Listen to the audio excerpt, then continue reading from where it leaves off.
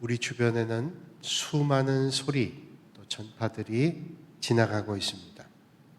AM, FM, 라디오, 휴대폰, 인터넷 전파 등 무수한 소리들이 지나가고 있습니다. 아무리 많은 소리와 전파가 지나간다 할지라도 주파수를 맞추지 못한다면 아무리 소리를 친다 할지라도 우리는 들을 수가 없고 아무리 많은 전파를 내쏟는다 할지라도 우리는 그 전파를 다 받아들일 수가 없습니다. 마찬가지로 하나님께서 끊임없이 우리에게 말씀하시지만 그 주파수를 맞추지 않으면 그 소리를 전혀 들을 수가 없습니다. 또 우리가 옳다고 생각하고 있지만 잘못된 채널로 주파수를 맞춘다면 전혀 다른 소리를 듣게 됩니다. 그러면 어떤 생각이 하나님께로부터 오는 것인지 아니면 자기의 생각을 확대한 것인지 또는 사탄이 우리의 마음에 주는 것인지를 알 수가 없게 되는 것이죠. 잠언에 이런 말씀이 있죠. 어떤 길은 사람이 보기에는 바르나 필경은 사망의 길이니라 말씀하고 있습니다. 자기가 볼 때는 이게 옳은 것 같아요. 그런데 그게 사망길로 가는 것이다. 분별이 없이는 알 수가 없다는 것이죠. 여기 유명한 목회자인 릭 워렌 목사님이 그의 책에서 이런 말을 했습니다. 언젠가 텍사스에 살고 있는 한 여인이 아들이 둘이 있는데 아들 둘을 돌로 쳐서 죽였어요. 어린아이를. 당연히 법정 구속됐습니다. 법정에서 그가 증언하기를 하나님께서 그렇게 하라고 하셨습니다. 자기 아들 둘을 돌로 쳐 죽이는 것을 하나님이 하라 그러셨던. 틀림없이 그 여자는 제정신이 아니다. 릭 워렌 목사님 말하죠. 제정신 아닙니다. 어떤 분이 하나님께서 자기 아들 죽이라 그랬겠어요. 그러므로 하나님께서 말씀하실 때 그것을 분별하는 방법은 더 중요합니다. 과연 어디에 주님의 뜻이 있는가를 분별한다는 것은 너무도 중요한 것이죠. 벌써 오래된 얘기지만 제가 부임할 당시에 어떤 분이 저를 만나자 그랬어요. 만나서 저를 군산 시내에서는 조금 떨어진 곳에 저를 데려가셨습니다. 차에서 내렸는데 그때 논밭이 있었어요. 벌쳐진 걸 보면서 그분이 저에게 이런 말씀했습니다. 목사님, 지금 교회를 짓겠다고 산 땅을 팔고 여기다 교회를 지십시다. 그러면 우리가 따로 헌금하지 않아도 그 땅 판 돈으로 충분히 교회를 지을 수 있습니다. 목사님 생각해 보세요. 요즘 다 어려운데 교인들에게 이렇게 부담을 주면서 성전을 건축할 필요가 있을까요? 그 땅 팔아서 여기 교회를 지으면 충분히 짓고도 남습니다. 하는 그런 말이었어요. 생각해 봤습니다. 그렇다면 정말로 우리가 부담 없이 건축해야 되는가 아니면 부담을 가지면서도 건축해야 되는가 하는 것이죠. 그분의 말은 논리로 얘기하면 설득력이 있어요. 그 비싼 땅 팔고 이 싼 땅에다가 그 돈으로 교회를 잘 지을 수 있다. 그리고 얼마 안 돼서 또 어떤 분은 저에게 이런 말씀도 하셨습니다. 목사님, 절대로 무리하지 마십시다. 이제 목사님 설교 말씀을 들으면 금방 부흥합니다. 그러니 금방 부흥하면 교회 짓는 건 금방이지 않아요? 그 말은 저 듣기 좋으라 하는 말이죠. 듣기 좋으란 말이죠. 목사님 설교하면 많은 사람이 옵니다. 그 듣기 좋은 말이죠. 저도 그 말씀을 듣고 생각해 봤습니다. 그러면 교회 건축은 부흥하면 해야 될까 아니면 교회가 오래돼 낡아서 쓰러져 가는데도 부흥하기만 기다리고 있다가 부흥하면 교회 건축해야 되는가? 아니면 힘들어도 우리가 건축하는데 시작을 해야 될까? 하는 그런 고민을 했습니다.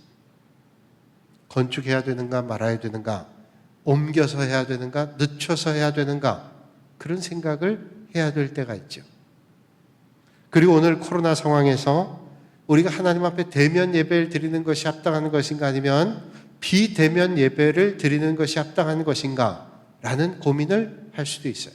정부에서 코로나가 확산되는데 꼭 예배당 가서 예배 드리냐. 예배 드리지 말라는 거 아니니 온라인으로 좀 예배를 드려주십시오 하는 말과, 그래도 우리는 믿음의 공동체니 함께 나와서 예배 드려야 된다라고 하는 그런 생각들이 부딪힐 때가 있어요. 또 납득이 안 될 때도 있죠. 아니 지금 마트에는 그 많은 사람들이 몰려다니는데 예배당 와서 우리가 조용히 예배 드리고 가는데 왜 그걸 못하게 하는가? 라고 하는 갈등과 고민도 있습니다. 하라, 그리고 하지 말라는 상황 가운데 우리는 어떻게 주님 뜻대로 살아야 될까요? 여러분들이 잘 알고 읽으셨 분들이 꽤 많아요. 저도 몇 번 읽었던 책 가운데 침묵이란 책이 있습니다. 엔토 슈샤쿠라는 소설가가 쓴 침묵이란 책. 그 책은 17세기 말엽에 일본의 기독교인들의 박해 정점에 있을 때 있었던 순교에 관한 이야기입니다.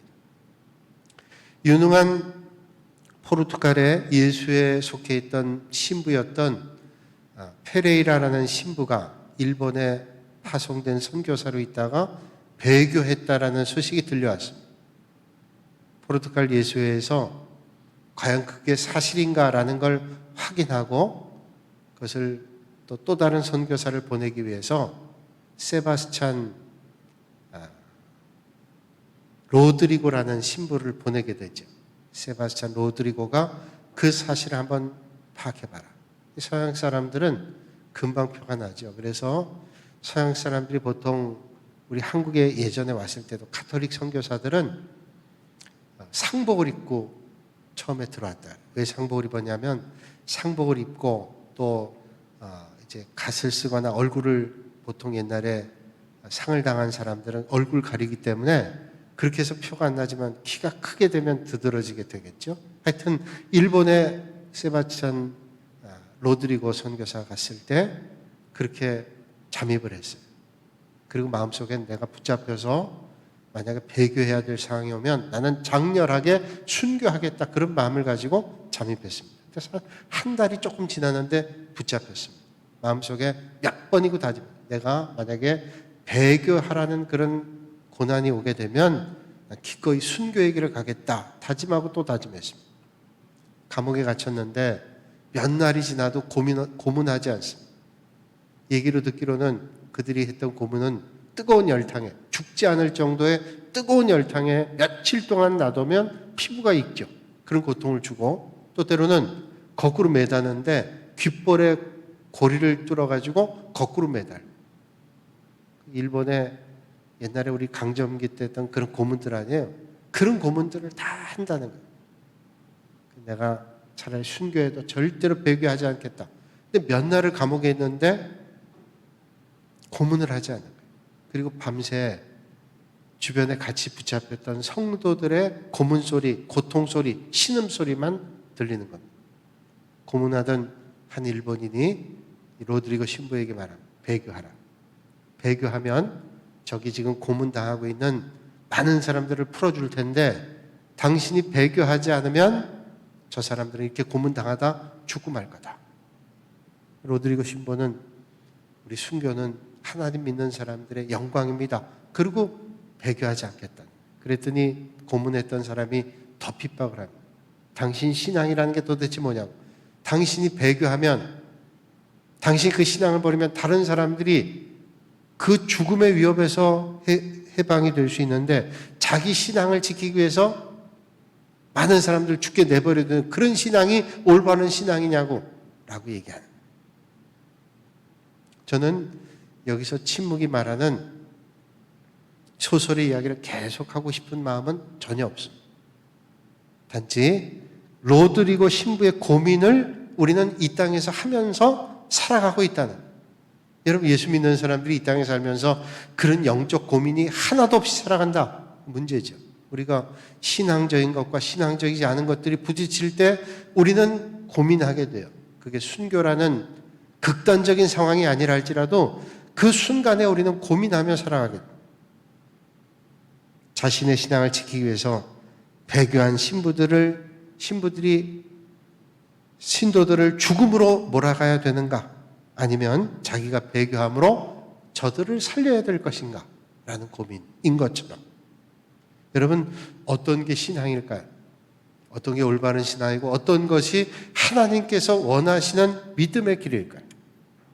여러분은 어떻게 생각하십니까? 신앙생활 하면서 때때로 어떤 것이 진정한 신앙의 길인지, 하나님의 뜻이 무엇인지 분별되지 않아 곤욕스럽고 고통스럽고 그리고 아주 힘들었던 때는 없으셨는지, 오늘 우리는 이런 결단의 순간에 전혀 고민하지 않고 사명의 길을 당당하게 걸어갔던 한 사람을 만나게 됩니다.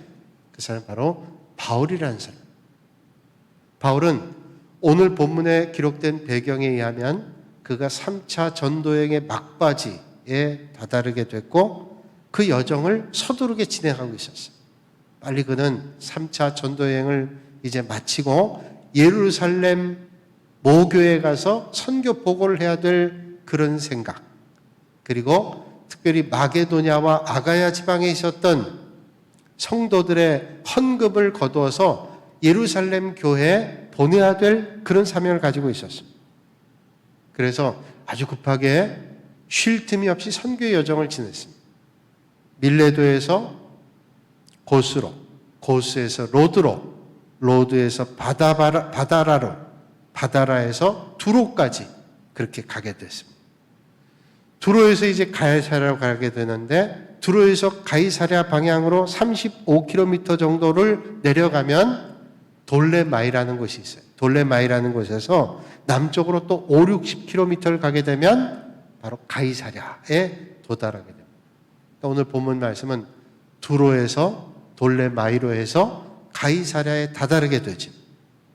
가이사랴는 바울이 만났던 빌립이라는 사람이 있는데, 빌립은 초대교회 아마 7집사 가운데 한 사람이었던 빌립이라는 사람이 이제는 전도자로 사역을 했던 것이 가이사랴라는 것입니다. 이 빌립이 예루살렘에서 초대교회 집사였는데 그때 핍박으로 인해서 아마도 다 뿔뿔이 흩어지게 됐고, 이 빌립이라는 집사는 가이사랴로 가서 전도자의 사명을 감당하게 됐을 겁니다. 그런데 오늘 성경 보니까 이 가이사랴에 있는 빌립의 집에서 바울이 머물게 됐는데, 이 빌립의 딸이 넷이 있는데 다 결혼하지 않은 처녀예요. 성경 말씀 보니까 그에게 딸 넷이 있으니 처녀로 예언하는 자라. 참 신기한 일이에요. 그 당시 많은 과부들이나 아니면 좀 연세가 있는 분들, 여자들 가운데 이런 영적인 은혜가 충만한 사람들이 있었는데, 처녀로 예언하는 사람 쉽지 않은데 아마도 하나님께서 이 가정에 은혜를 주셨던 것 같아요. 빌립 집사 가정에 은혜를 주셔서 영적으로 은혜가 충만해서 딸 넷이 있는데 다 예언하는 사람. 그러니까 전도하는 아버지와 예언하는, 하나님의 말씀 받아 전하는 영적으로 풍성한 자녀들이 있는 그 가정에서 바울이 이제 예루살렘 교회를 향해 가면서 머물면서 영적인 소통이 일어났을 거예요. 여러분 그런 경험 하잖아요. 신앙적으로 영적으로 풍성한 사람들을 만나서 교제하게 되면 그 교제가 얼마나 기쁩니까? 서로 간증하고 하나님 만난 얘기하고 하나님의 인도하신 얘기를 하다 보면 시간 가는 줄 모르잖아요. 아마 그런 영적인 풍성함이 빌립의 집에서 바울에게 전달됐을 거예요. 그래서였는지 바쁜 중에도 바울은 빌립의 집에서 상당 기간을 머물렀던 것 같습니다. 오순절 안에 예루살렘에 도착해서 마게도냐 아가야 지방, 오늘로 얘기하면 그리스입니다. 그 그리스 지역 교회 성도들에게 거둔 헌금을 전달하기 위해서, 가기 위해서, 빨리 가기 위해서 쉴 틈 없이 달려왔어요. 그런데 예정보다 빨리 왔기 때문에 오순절까지는 아마 좀 시간이 남았었던 것 같아요. 그래서 영적인 깊은 교제를 하면서 빌립의 집에서 머물렀을 겁니다. 여기 머물고 있는데 아가보라고 하는 예루살렘 유대 땅에 있는 선지자 한 사람이 왔습니다. 이 아가보라는 사람은 오늘 본문에만 나오는 사람이 아니라, 이 아가보라는 사람은 사도행전 11장 28절 말씀에 또 등장하는데 온 세상에 기근이 있을 거다 예언을 했던 예언자. 이 선지자가, 아가보라는 선지자가 빌립의 집에 왔어요. 그리고 바울의 허리띠를 가지고 자기의 손과 발을 묶습니다. 그리고 이 허리띠의 주인이 이처럼 될 거다. 자기가 실현하는 거예요. 자기 손과 발에 바울의 허리띠를 묶으면서 이 허리띠의 주인이 이렇게 붙잡히고 감옥에 간다라는 것을 얘기하는, 아마도 하나님께서 이 선자에게 그런 영적 능력을 주신 것 같아요. 그래서 이 허리띠의 주인이 예루살렘에 가면 틀림없이 감옥에 가게 될 거다, 붙잡히게 될 거다, 이런 것을 예언했단 말이죠. 11절에 말씀하죠. 우리에게 와서 바울의 띠를 가져다가 자기 수족을 잡아 메고 말하기를, 성령이 말씀하시되 예루살렘에서 유대인들이 이같이 이 띠 임자를 결박하여 이방인의 손에 넘겨주리라 말씀해요.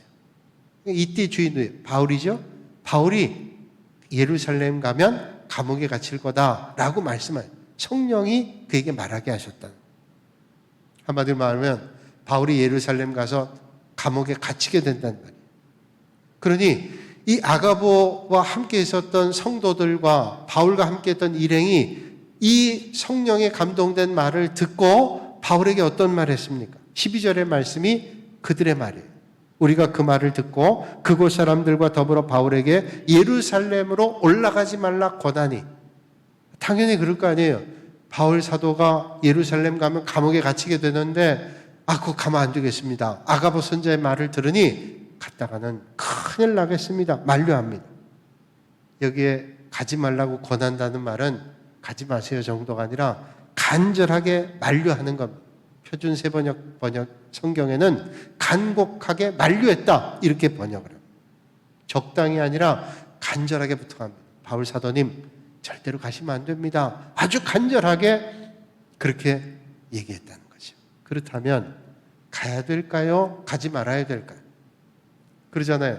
자기를 사랑하는 성도들이, 함께 동역하는 성도들이 거기 가면 죽는 겁니다. 안 됩니다. 만약에 여러분들이 바울과 같다면 어떻게 해야 될까요? 모두가 만류하는데, 가면 큰일이라고 하는데 가야 될까요? 말아야 될까요? 사실 예루살렘 가면 붙잡힌 정도가 아니라 그를 죽이겠다고 혈안되어 있는 사람들이 많은데 거기서 테러를 당하거나 죽음을 만날 가능성이 상당히 많다는 거죠. 그러니까 성도들의 만류는 설득력이 있는 겁니다. 바울 사도님, 아직 선생님은 더 많은 일을 해야 되지 않아요? 늘 말씀하시기를 로마에도 가야 되고 땅끝이라고 하는 스페인 서바나도 가야 되고 이런 말씀하지 않았습니다. 그런데 예루살렘 갔다가 감옥에 가고 붙잡혔다가 만약에 죽기라도 한다면 하나님의 사역은 누가 하겠습니까? 설득력 있는 설명입니다. 어떤 분 말하기를, 바울 선생님 제발 좀 고집 좀 부릴 걸 부리지 마세요. 예루살렘 가지 않는다고 누가 비난하겠습니까? 아니 가면 그렇게 붙잡힌다 그러는데 누가 그걸 비난하겠어요? 한 사람에게도 복음 더 전하는 게 하나님의 뜻이지 왜 거기 구태여 가서 죽음의 길에 들어가려고 합니까? 사실 누구인들 그 죽음의 고통을 맞이하고 위협의 자리에 들어가길 원하겠어요. 우선 생명을 지켜야 사명도 감당할 수 있는 거 아니에요? 그러면 어떻게 해야 될까요? 바울도 갈등을 많이 했을 겁니다. 과연 어떤 것이 하나님의 뜻일까요? 오늘 이 하나님의 뜻을 생각해 보면서 떠오르는 말씀들이 여러 가지 있죠. 구약 성경을 보면 이스라엘의 첫 번째 왕이었던 사울이 그 다음 왕이었던 다윗이 세워지는 그 어간에 질투심이 생겼어요. 우리가 잘 알고 있는 대로 사울이 죽인 사람들은 천천히요, 다윗이 죽인 사람은 만만이라는 여인들의 노래를 듣고 질투심이 생겼어요. 자기 사위였던 다윗을 죽이기 위해 혈안되었고 군사들을 이끌고 사실 다윗을 죽이려고 얼마나 위해를 가했어요. 그런 중에 반대로 다윗이 사울을 제압할 수 있는 결정적인 사건들이 2번 있었습니다. 그리고 그 타임이 얼마나 절묘했던지 몰라요. 얼핏 생각하면 이거 하나님께서 주신 기회다 라고 생각할 수 있는 절묘한 타이밍들이 있었습니다. 한 번이 아니고 2번이에요. 하나님께서 사울의 군사들 힘못쓰게 합니다. 그리고 다윗의 부하들은 다윗에게 말하죠. 하나님께서 이건 다윗에게 주신, 왕에게 주신 기회입니다. 이 기회를 살려야 됩니다. 얼마나 좋은 기회, 얼마나 기가 막힌 찬스입니까? 하나님의 뜻이다 라고 합리화해도 전혀 문제될 거 없는 것 같은 그런 상황이 왔어요. 그때 다윗은 이게 하나님의 뜻이 분명해 라고 속단하지 않았습니다. 대신 하나님의 세우신 기름 부은 사람을 내가 해칠 수 없다 라는 말을 하면서 하나님의 말씀을 붙잡았어요. 상황과 조건과 환경을 붙잡지 않고 하나님의 말씀을 붙잡았어요. 이게 바로 다윗이에요. 때로는 내가 유리한 순간을 하나님의 뜻이라고 합리화해버리는 유혹을 받을 때가 있습니다. 여러분 정말로 이게 하나님의 뜻 같다 그런 생각이 들 때가 있죠. 이거 하나님 뜻 같아. 그런데 여러분 하나님의 뜻 같은 것과 하나님의 뜻이 다를 때가 있다는 거예요. 하나님의 뜻 같은 데가 아니라 하나님의 뜻과는 전혀 다른 그런 상황이 있어요. 그래서 우리가 분별한다는 것은 믿음 안에 얼마나 중요한 일인지 몰라요. 선지자 요나가 하나님의 말씀을 듣죠. 하나님께서 니누의 땅, 아수르의 수도인 니누에 가서 좌우를 분별하지 못하는 12만 명 회개하도록 하나님의 말씀을 전하라. 그런데 요나는 전하고 싶지 않았어요. 왜 내가 가서 저들을 회개하게 해야 돼? 저들은 우리에게 마치 민족적 감정이 있는 그런 일본과 비슷한 아수르. 내내 이스라엘을 괴롭혔던 게 아수르입니다. 근데 거기 수도에 가서 니누에 가서 회개해라 그랬다가 회개하면 어떻게 되겠어요? 그래서 하나님 말씀을 뒤로 하고 욥바로 갑니다. 욥바 항구. 욥바 항구에서 배를 타려고 그러는데 하필이면 다시스로 가는 배가 딱 기다리고 있는 거예요. 아, 요거 봐라. 기다리고 있는 거 보니 이 배를 타라나 보다. 탔어요. 다시스는 하나님께서 말씀하시는 니누에하고는 정반대로 가는 배입니다. 이거 뭐라고? 하나님 말씀 떠나도 정반대 길을 가도 전혀 문제 없다고. 얼른 올라탔습니다. 절묘한 타이밍이잖아요. 그리고 순풍에 돛단 듯이 편안히 한동안은 갔어요. 그게 하나님의 뜻일까요? 여러분 우리가 하나님의 뜻을 잘 분별해야 됩니다. 상황이 절묘하다는 것과 자기가 따라야 될 하나님 뜻과는 전혀 다를 때가 있어요. 우리는 상황과 환경을 붙잡지 않고 하나님의 말씀을 붙잡을 때 하나님의 뜻을 분별하게 될 수 있습니다. 우리가 지난 세월 살아가면서 이런 어리석음을 범한 적이 없는지를 살펴보셔야 돼요. 하나님의 뜻을 빙자해서 자신을 합리화하면서 살아오지는 않았는지요. 하나님 말씀에 비춰서 말씀대로 살았는지를 돌아봐야 된다는 거죠. 오늘 본문 말씀을 자세히 보면 바울이 예루살렘 가는 길을 성령님이 막으시지 않았어요. 여러분 아가보라는 선자가 이게 성령의 사람이거든요. 성령의 사람이 말했어요. 그 예루살렘 가면 감옥에 갇힐 거다. 그 말은 틀림이 없어요. 예루살렘 가면 감옥에 안 갇힌다. 예루살렘 가면 모든 사역에 길이 열린다. 이렇게 말하지 않았어요. 성령에 감동돼서 말한 겁니다. 그런데 성령에 감동돼서 말한 게 고난이라 할지라도 그 고난의 길이 내가 맞닥뜨려야 될 일이라면 해야 된다는 걸 말씀해 주고 있잖아요. 성령께서 바울이 예루살렘 가면 고난이 있을 거다 말씀하셨어요. 바울에게 그걸 말씀해 주셨고 바울을 아끼는 그를 위해 기도하는 사람에게 말씀해 주셨고 아가바 선지자 통해서도 말씀했어요. 그 말은 가지 말라는 게 아니라 고난 예고하는 거예요. 마음 든든히 하고 더 기도하고 각오하고 그러면서 두려워하지 말고 그 길을 가야 된다고 말씀하시는 이런 판단이 올바른 판단이라는 거예요. 이런 현실 가운데 바울의 입에서 나오는 믿음의 고백을 들어보세요. 13절. 바울이 대답하되 여러분이 어찌하여 울어 내 마음을 상하게 하느냐. 자, 성도들이 우니까 얼마나 마음이 아파요. 그러면서 말하죠. 나는 주 예수의 이름을 위하여 결박당할 뿐 아니라 예루살렘에서 죽을 것도 각오해. 난 각오했다 이미. 예루살렘 갈 때 결박되던 죽던 나는 주님께서 원하신 길을 가겠다고 각오했다. 나는 갈 거다. 내 마음 아프게 한다. 너희들이 아무리 운다 할지라도 난 간다 이거 아니에요?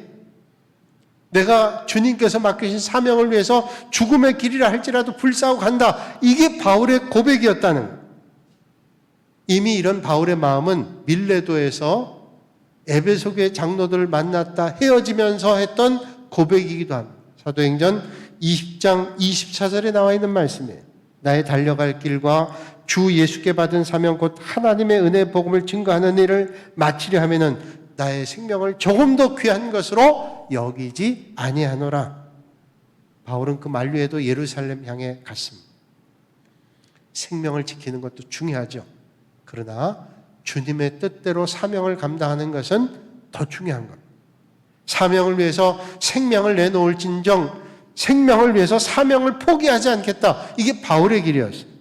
내가 죽는 한이 있더라도 오순절 예루살렘에 모인 많은 사람들에게 복음 전하는 사명은 꼭 감당해야 되겠다. 그래서 참 어렵지만 이런 결단했어요. 여러분, 바울이라고 생명 귀한 줄 몰랐겠습니까? 예루살렘 가지 않는다고 주님의 일 하지 않는 것이겠어요? 다른 곳에 가서 복음 전하면 그 주님의 일이 아니에요? 그러나 바울은 주님께서 맡기신 사명을 외면하지 않았어요. 바울은 그의 생명보다 사명을 붙잡았어요. 여러분, 예수님께서 이 땅에 오실 때 어떤 상황 가운데 오셨어요? 요셉이라는 사람과 정혼했던 마리아라는 여인의 몸을 통해서 나왔죠. 어느 날 성령님께서 감동하여 천사가 나타나서 마리아에게 말합니다. 예수님의 몸을 통해서 예수님께서 마리아의 몸을 통해서 날 거라고. 마리아가 깜짝 놀랐습니다. 아니, 내 몸에 아이를 갖는다뇨? 나는 정혼을 했는데 아직도 남자를 알질 못합니다. 그런데 어떻게 내가 아이를 낳을 수 있어요? 그랬더니 천사가 말하죠. 하나님은 못하실 일이 없다라는 거예요. 하나님께서는 불가능한 할 일이 없다. 아, 그렇죠. 하나님은 불가능한 일이 없죠. 그런데 난 지금 처녀잖아. 아무리 성령님이 하시는 일이지만 정혼한 남자가 있는데 정혼한 남자애도 아니고 이게 전혀 알지 못하는 사람들이 이해할 수 없는 이런 방법으로 아이를 낳는다고 하면 이게 될 일입니까? 아무리 성령이 하시지만 얼마나 수치스러울 수 있고 곤욕을 당할 수 있고 얼마나 두려운 일이고 심지어는 정혼한 여자가 정혼한 남자와 결혼하지 않고 다른 아이를 갖는다면 그 당시 율법에 돌에 맞아 죽을 일이에요. 그런데 마리아가 놀라운 대답을 하죠. 말씀대로 이루어지이다. 말씀대로 이루어지래. 내가 이 일이 밝혀졌다가 많은 사람들이 알게 될 텐데 돌에 맞아 죽을 일인데 말씀대로 이루어지이다라고 선포하는 겁니다. 무슨 말이에요? 내가 개인적으로 곤욕을 당하고 돌에 맞아 죽는다 할지라도 그게 하나님의 뜻을 이루는 일이라면 그게 주님의 뜻을 이루는 일이라면 말씀대로 이루어져야 맞습니다. 이런 말이죠. 사랑하는 여러분, 오늘 우리가 믿음의 길을 간다는 게 뭘까요? 어려우면 믿음은 좀 접어줬다가 믿음의 길 가지 아니라는 거예요. 내가 주님 뜻대로 가는 길이 믿음의 길이라는 겁니다. 어려움 만나고 환난 당한다 할지라도 하나님의 뜻이 이루어지는 일이라면 그 길을 가는 것이 믿음이라고 말씀하고 있어요. 그런데 이걸 그런 믿음의 길을 가기 위해서는 분별력이 있어야 되는 거예요. 영적 분별력이 없이는 하나님의 뜻대로 가지를 못해요. 그리고 하나님의 뜻과 정반대 길을 가면서도 이게 하나님의 뜻이라고 주장하면 그것처럼 무지한 일이 어디 있어요. 우리는 하나님께 주파수를 맞추고 하나님의 뜻이 어디 있는지 하나님의 뜻을 분별하면서 믿음의 길을 걷는 겁니다. 이게 중요합니다. 어떤 아이의 돌잔치가 있는데 돌잔치에는 이제 손님들이 가서 선물하잖아요. 또 부주하고 또 그렇게 하잖아요. 근데 어떤 분이 이 아이를 위해서 아주 좋은 부채를 선물했습니다. 근데 그 아이 돌에 유명한 화가한 사람이 갔는데 깜빡하고 돌 선물을 준비를 못한 거예요. 또 수중에 돈도 하나도 없어서 어떻게 할지 모르다가 거기 아이의 선물 가운데 부채가 하나 있는데 부채가 꽤 좋아 보이는데 그림 하나가 없는 거예요. 그래서 자기가 화가니까 유명한 화가니까 근데 저 부채에 그림 하나 좀 그려줘도 되겠냐고. 선생님 그려주면 영광이죠. 그 부채에 그림을 그렸어요. 그 밑에 유명한 화가의 사인을 했습니다. 세월이 지난 다음에 그 부채가 아주 값비싼 값이 됐어요. 누구의 손에 들려있느냐가 중요한 거죠. 그 부채가 어린아이가 그냥 부채질하는 나중에 가서 부채질하는 부채가 됐더라면 그 정도 가치일 거예요. 그런데 유명한 화가가 그림 그리고 사인을 해놓으니 가치가 대단한 겁니다. 여러분, 아무리 훌륭한 사람이라 할지라도 훌륭한 사람 정도의 가치밖에 살지 못해요. 그러나 하나님께서 우리를 만져주시면 하나님의 가치처럼 우리는 살아갈 수 있는, 주님 뜻 앞에 우리가 완전히 맡겨놓을 때 주님의 뜻 안에 훌륭한 가치로 살아갈 수 있다는. 오늘 아침에 교회 오면서 기독교 방송 들었어요. 제가 주일날 이제 제 설교가 나오는데, 제 설교 나오기 전 설교를 제가 늘 듣는데 그 목사님 설교를 들으면서 맞아 하는 생각이 들었어요. 요셉에 대한 말씀을 하셨어요. 요셉이 보디발 집에서 종생활하죠. 보디발 아내가 유혹을 합니다. 유혹을 하는데 요셉이 자기 옷이 벗겨질 정도로 도망치면서까지 거절해요. 혈기왕성한 사람, 그 유혹을 뿌리쳤어요. 왜? 주님 때문에 뿌리쳤어요. 내가 주님 앞에 죄짓지 않겠다 그러고서 주님 때문에 뿌리쳤습니다. 그걸 바꿔 생각하면 주인집의 부인이 자기를 잘 봐서 만약에 자기를 배려해 준다면 얼마나 편안하겠어요. 저긴 종인데, 노예인데 그 주인인 아내가 잘 봐주면 여러 가지 형편이 편할 거 아니에요. 그런데 절대로 총리는 안 됐을 거예요. 왜? 그의 마음속에 하나님을 두려워하고 경외했기 때문에 그는 사소한 욕심에 끌려가지 않고 편안함에 이끌려가지 않고 하나님을 바라보고 믿음의 길을 갔기 때문에 하나님께서 그를 높이 들어 쓰셨다는 거예요. 여러분, 오늘 우리가 연약해도 주님께서 우리를 들어 쓰실 때 우리는 하나님 앞에 쓰임받게 되는 것입니다. 오늘 이 아침에 여러분들에게 주어진 사명이 뭘까요? 우리가 사명을 다하기 위해서는 손해봐야 될 때도 있습니다. 어떤 때는 억울한 비난을 받아야 될 때도 있을 겁니다. 그러나 하나님께서 맡겨주신 위대한 사명을 우리가 깨닫는다면, 그게 분명하다면, 그게 하나님 기뻐하시는 일이라면 기꺼이 감당해야 되는 것이죠. 이게 믿음이라는. 여러분, 매일 무엇을 위해 살아가십니까? 매일 무엇을 위해서 바쁘게 살아가고 계십니까? 언젠가 우리는 주님 앞에 마주서야 될 때가 있을 거예요. 그때 주님께서 너는 내가 준 생명, 내가 준 인생, 내가 너에게 준 물질, 내게 준 건강, 그걸 가지고 날 위해 뭘 하고 왔느냐라고 물으신다면 우리는 뭐라고 대답할까요? 오늘 주어진 삶의 매 순간마다 주님의 뜻대로 결단하며 사시는 여러분들이 되시기를 주님의 이름으로 축복합니다. 거룩하신 아버지 하나님, 우리는 이 땅에 살면서 매 순간을 결단하며 살아가야 될 때가 있습니다. 해야 될지 말아야 될지, 계속 해야 될지 멈춰야 될지 고민해야 될 순간을 만날 때 있습니다. 그때 우리가 환경을 붙잡지 않고 하나님의 말씀을 붙잡아 하나님의 뜻대로 결단하고 따를 수 있는 믿음과 결단과 용기와 은혜를 허락하여 주시옵소서. 예수님의 이름으로 기도하옵나이다. 아멘.